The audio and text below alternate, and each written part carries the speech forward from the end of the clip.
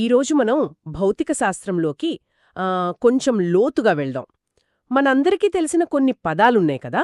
చలనం, వడి, వేగం, త్వరణం మనం రోజూ వాడతాం, వింటాం.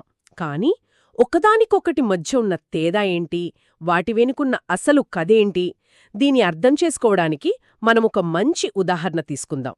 ఒక క్రికెట్ మ్యాచ్. బౌలర్ పరిగెత్తుకుంటూ రావడం దగ్గర్నుంచి బ్యాట్స్మెన్ సిక్స్ కొట్టడం వరకు ఆ ప్రయాణంలో ఈ 4 భావనలు ఎలా దాగి ఉన్నాయో చూద్దాం. చాలా మంచి ఆలోచన. ఎందుకంటే ఈ భావనలు కేవలం పుస్తకాల్లోని నిర్వచనాలు కావు. అవి మన చుట్టూ ఉన్న ప్రపంచాన్ని వర్ణించే భాష అన్నమాట. ఒక క్రికెట్ బంతి ప్రయాణం నుండి ఆకాశంలో గ్రహాల కదలికల వరకు అన్నింటినీ శాసించేదే ఈ ప్రాథమిక సూత్రాలే. ఈరోజు మన లక్ష్యం ఆ భాషను నేర్చుకోవడమే.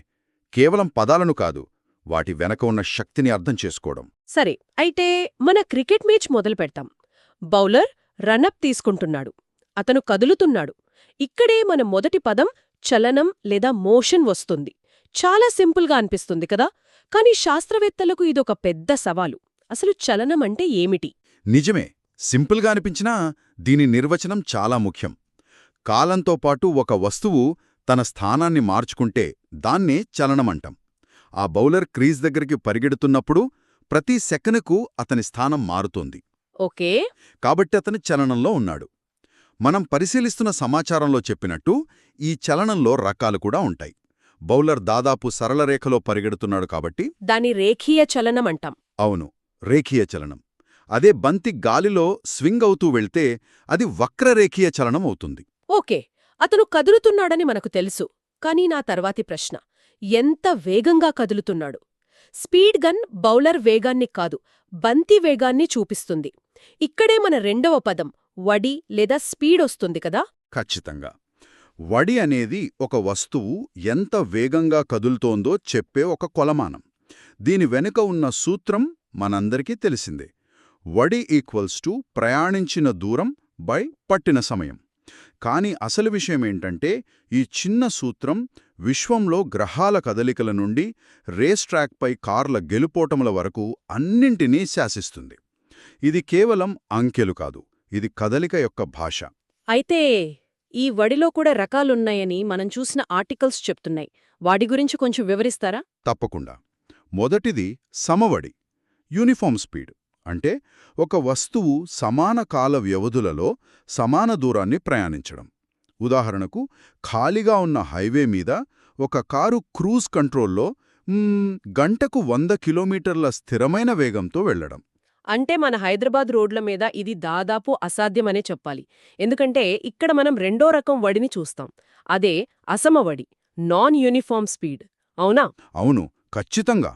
అసమవడి అంటే సమాన కాల వ్యవధులలో అసమాన దూరాన్ని ప్రయాణించడం. మన నగరాల్లోని ట్రాఫిక్లో కదిలే వాహనం దీనికి సరైన ఉదాహరణ. కరెక్ట్. కొన్నిసార్లు వేగంగా, కొన్నిసార్లు నెమ్మదిగా, కొన్నిసార్లు పూర్తిగా ఆగిపోతుంది. మన బౌలర్ కూడా రనప్ మొదలుపెట్టినప్పుడు నెమ్మదిగా ఉండి క్రీజు దగ్గరకొచ్చేసరికి వేగం పుంజుకుంటాడు. అది కూడా అసమవడికి ఒక ఉదాహరణనే.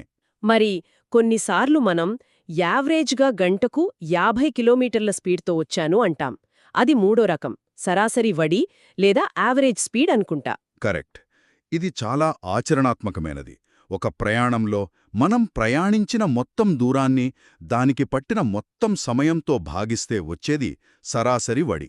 మధ్యలో వేగం పెరిగినా, తగ్గినా, ఆగినా మొత్తం ప్రయాణాన్ని ఒకే అంకెతో చెప్పడానికి ఇది ఉపయోగపడుతుంది. ఇక చివరిది నాకు చాలా ఆసక్తిగా అనిపించింది, క్షణిక వడి. అంటే ఇన్స్టంటేనియస్ స్పీడ్. పేర్లోనే ఉంది కదా, ఒక నిర్దిష్ట క్షణంలో ఒక వస్తువు యొక్క వడి. మనం బైక్పై వెళ్తున్నప్పుడు స్పీడోమీటర్ చూస్తే ఆ క్షణంలో మనం ఎంత స్పీడ్తో వెళ్తున్నామో చూపిస్తుంది. క్రికెట్లో బంతి బౌలర్ చేతిని వదిలిన వెంటనే స్పీడ్ గన్ చూపించే 145 కిలోమీటర్ వేగమనేది ఆ క్షణంలో బంతి యొక్క వడి. అవును, ఆ ఒక్క క్షణం తర్వాత గాలి నిరోధకత వల్ల దాని వడి కొద్దిగా తగ్గుతుంది. కాబట్టి స్పీడోమీటర్ లేదా స్పీడ్ గన్ చూపించేది ఆ క్షణిక వడినే. అంటే వడి అనేది ఒక వస్తువు ఎంత వేగంగా కదులుతోందో చెప్పే ఒక అంకె మాత్రమే. 145 కిలోమీటర్ పర్ హైవర్. బావుంది. కానీ ఈ సమాచారం పూర్తి కథను చెప్పడం లేదు కదా. ఆ బంతి ఎటువైపు వెళ్తోంది? బ్యాట్స్మెన్ వైపా లేక వైడ్ లైన్ అవతలికా? ఈ దిశ అనే అంశం చాలా ముఖ్యమైనది. దాన్ని జోడిస్తే ఏమవుతుంది? ఇక్కడే అసలు మలుపుంది. వడికి మనం దిశను జోడించినప్పుడు మనం వేగం లేదా వెలాసిటీ గురించి మాట్లాడటం మొదలుపెడతాం. భౌతిక శాస్త్రంలో ఈ రెండింటి మధ్య వ్యత్యాసం చాలా చాలా పెద్దది. వేగం యొక్క నిర్వచనమేంటంటే నిర్దిష్ట దిశలో ఒక వస్తువు స్థానభ్రంశంలో జరిగే మార్పుదల రేటు. దీని సూత్రం వేగం = స్థానభ్రంశం సమయం. ఒక్క నిమిషం. ఇక్కడ దూరం బదులు స్థానభ్రంశం అనే కొత్త పదం వాడారు. రెండింటికి తేడా ఏంటి? మంచి ప్రశ్న. దూరమంటే మొత్తం ప్రయాణించిన మార్గం. స్థానభ్రంశమంటే తొలి స్థానానికి తుది స్థానానికి మధ్య ఉన్న అతి తక్కువ దూరం. అది ఒక నిర్దిష్ట దిశలో. ఓ ఉదాహరణకు మీరు ఇంటి నుండి బయలుదేరి దుకాణానికి వెళ్ళి మళ్ళీ ఇంటికొచ్చారనుకోండి. మీరు ప్రయాణించిన దూరం 2 కిలోమీటర్లు కావచ్చు. కానీ మీ తొలి స్థానం తుది స్థానం రెండూ ఎల్లే కాబట్టి మీ స్థానభ్రంశం 0. ఓ అంటే వేగం లెక్కించడానికి ఎంత దూరం వెళ్ళామన్నది కాదు, ఎక్కడి నుండి ఎక్కడికి వెళ్ళామన్నది ముఖ్యం. అందుకని వేగానికి దిశ కూడా ఉంటుంది. మన క్రికెట్ ఉదాహరణలో చెప్పాలంటే బంతి గంటకు 145 కిలోమీటర్ల వేగంతో బ్యాట్స్మెన్ స్టంప్స్ వైపు ప్రయాణిస్తోంది అని చెప్పాలి. ఇందులో పరిమాణం 145 కిలోమీటర్లుంది, దిశ స్టంప్స్ వైపు కూడా ఉంది. ఖచ్చితంగా. అందుకే వడిని అదిశ రాశి లేదా స్కేలర్ క్వాంటిటీ అంటాం. అంటే దానికి పరిమాణం మాత్రమే ఉంటుందని. వేగాన్ని సదిశ రాశి లేదా వెక్టర్ క్వాంటిటీ అంటాం. దానికి పరిమాణం దిశ రెండూ ఉంటాయి. ఈ దిశ ఉండడం వల్లే ఒక ఆసక్తికరమైన పరిణామం జరుగుతుంది. వడి ఎప్పుడూ పాజిటివ్ సంఖ్యే, కానీ వేగం ధన లేదా రుణ విలువలను కూడా కలిగి ఉండవచ్చు. ఓ ముందుకు వెళ్లే దిశను పాజిటివ్ అనుకుంటే వెనక్కి వస్తే అది నెగటివ్ వేగమవుతుంది. ఆగండి, ఇక్కడే నాకొక సందేహం వస్తోంది. ఒక రేస్ ట్రాక్లో కారు వృత్తాకారంగా తిరుగుతోంది అనుకుందాం. దాని స్పీడోమీటర్ స్థిరంగా 150 కిలోమీటర్/అవర్ అని చూపిస్తోంది. అంటే దాని వడి మారడం లేదు. కానీ మీరు చెప్పిన దాని ప్రకారం దాని వేగం మారుతోందా? ఈ రెండూ ఒకేసారి ఎలా సాధ్యం? ఇది కొంచెం గందరగోళంగా ఉంది. అద్భుతమైన ప్రశ్న. ఇది చాలామందికొచ్చే సందేహమే. సమాధానం అవును. దాని వేగం నిరంతరం మారుతూనే ఉంది. ఎలా? ఎందుకంటే వేగానికి పరిమాణం, దిశ రెండూ ఉంటాయి కదా. ఆ కారు వడి అంటే పరిమాణం 150 కిలోమీటర్/అవర్ స్థిరంగా ఉన్నప్పటికీ అది వృత్తాకార మార్గంలో ప్రయాణిస్తున్నందున దాని దిశ ప్రతిక్షణం మారుతూ ఉంటుంది. నిజమే. తూర్పు నుండి ఆగ్నేయానికి, తర్వాత దక్షిణానికి అలా మారుతూనే ఉంటుంది. వేగంలోని ఈ రెండు అంశాలలో ఏ ఒక్కటి మారినా వేగం మారినట్లే లెక్క. అర్థమైంది. అంటే వేగం మారాలంటే స్పీడ్ పెరగనక్కర్లేదు, తగ్గనక్కర్లేదు. కేవలం స్టీరింగ్ తిప్పినా చాలు, వేగం మారిపోతుంది. చాలా బాగుంది. కథ ఇక్కడితో ఆగిపోదు కదా. మన ప్రయాణంలో వేగం ఎప్పుడూ ఒకేలా ఉండదు.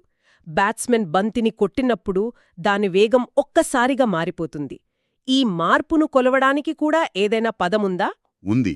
అదే మన 4వ మరియు అత్యంత ముఖ్యమైన భావన, త్వరణం లేదా యాక్సిలరేషన్. ఏకాంక కాలంలో ఒక వస్తువు వేగంలో కలిగే మార్పు రేటును త్వరణమంటాం.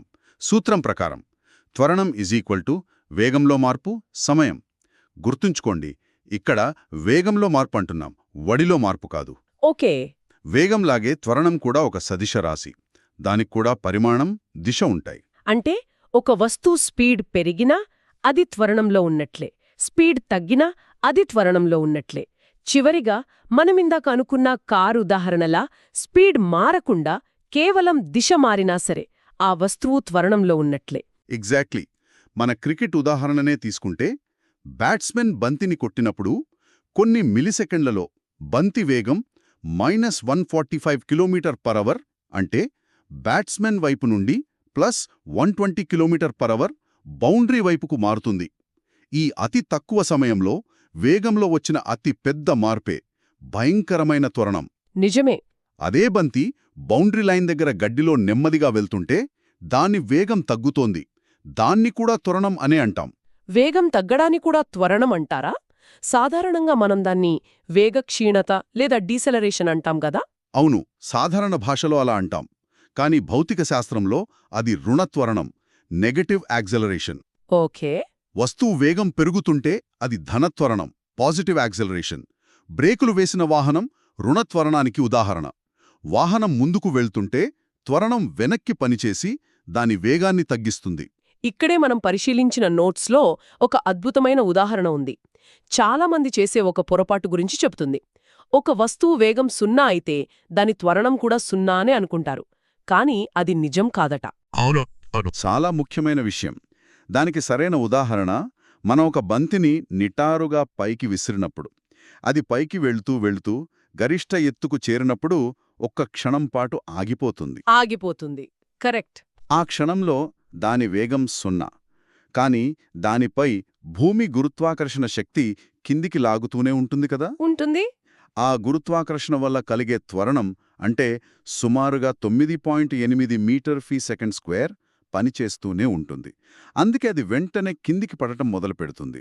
So at the peak velocity is 0, but acceleration is constant and downwards. Wow! అది నిజంగా ఆలోచింపజేసే విషయం. వేగం 0, కానీ త్వరణముంది. అంటే ఆ వస్తువు కదలకపోయినా దాని కదలికలో మార్పు రావడానికి సిద్ధంగా ఉందన్నమాట. ఇంతకీ ఈ త్వరణాన్ని లెక్కించడానికి, దాని ప్రభావాలను అర్థం చేసుకోవడానికి ఏమైనా మార్గాలున్నాయా? ఉన్నాయి. ముఖ్యంగా సమత్వరణంతో అంటే యూనిఫామ్ యాక్సెలరేషన్తో కదిలే వస్తువుల చలనాన్ని వివరించడానికి కొన్ని ప్రామాణిక సమీకరణాలున్నాయి. చలన సమీకరణాలు. అవును. ఇవి ఒక రకంగా భౌతిక శాస్త్రంలో డిటెక్టివ్ టూల్స్ లాంటివి. మొదటిది v=u+at. ఇది మీకు సమయం తెలిస్తే తుది వేగాన్ని కనుక్కోడానికి సహాయపడుతుంది. ఓకే. రెండవది s=ut+12at². ఇది ఒక వస్తువు ఎంత దూరం ప్రయాణించిందో చెప్తుంది. ఇక మూడవది v²u²+2as. ఇది సమయంతో సంబంధం లేకుండా వేగం మరియు దూరం మధ్య సంబంధాన్ని ఇస్తుంది. సమస్యను బట్టి ఏ సాధనాన్ని వాడాలో మనం నిర్ణయించుకోవాలి. అంటే ఈ సమీకరణాలు ఒక వస్తువు యొక్క గతాన్ని, వర్తమానాన్ని, భవిష్యత్తును కూడా చెప్పగలవన్నమాట. చాలా ఆసక్తికరంగా ఉంది. ఈరోజు చర్చను ముగింపుకు తీసుకొస్తే మనం ఒక బౌలర్ రన్నప్తో మొదలుపెట్టాం. అతని కదలికను చలనమన్నాం. అతని వేగాన్ని అంకెల్లో చెప్పడానికి వడిని వాడాం. దానికి దిశను జోడించి వేగం ఎంత శక్తివంతమైనదో చూశాం. చివరగా ఆ వేగంలో వచ్చే ఏ చిన్న మార్పునైనా త్వరణం అనే ఒకే ఒక్క పదంతో ఎలా వర్ణించవచ్చో తెలుసుకున్నాం. అవును. ఈ భావనలు కేవలం పరీక్షల కోసం కాదు. ఇవి మన చుట్టూ ఉన్న ప్రపంచం యొక్క గతిశాస్త్రాన్ని అంటే డైనమిక్స్ని అర్థం చేసుకోవడానికి ఒక కిటికీ లాంటివి. మనం చేసే ప్రతి పనిలో, చూసే ప్రతి కదలికలో ఈ సూత్రాలు పనిచేస్తూనే ఉంటాయి. వాటిని గమనించడం మొదలుపెడితే మనకు ప్రపంచం కొత్తగా కనిపించడం మొదలవుతుంది. వినేవారి కోసం ఒక ఆలోచనను ఇక్కడ వదిలివేస్తున్నాం. మనమిందాక మాట్లాడుకున్న రేస్ ట్రాక్లోని కార్ని మళ్లీ ఊహించుకుందాం. అది స్థిరంగా గంటకు 150 కిలోమీటర్ల వడితో వృత్తాకారంలో తిరుగుతోంది. దాని వడి మారడం లేదు, కానీ దిశ మారుతున్నందున అది త్వరణంలో ఉందని మనం నిర్ధారించాం. ఇప్పుడు నా ప్రశ్న, ఆ త్వరణం ఏ దిశలో పనిచేస్తూ ఉంటుంది? కారు వెళ్తున్న దిశలోనా, దానికి వ్యతిరేకంగానా, లేక మరేదైనా వైపుకా? దీని గురించి ఆలోచించండి. సమాధానం మిమ్మల్ని ఆశ్చర్యపరచవచ్చు.